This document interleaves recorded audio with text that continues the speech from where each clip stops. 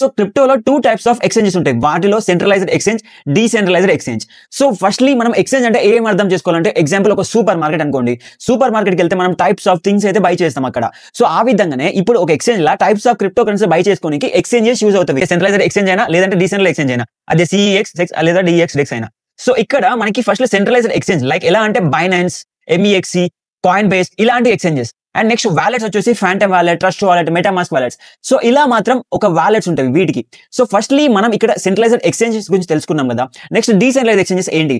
Decentralised exchanges ఏంటంటే అవి radium, Ethereum మీద వర్క్ అయ్యేది యూనిస్వాప్, సోలానా మీద వర్క్ అయ్యేది రేడియం.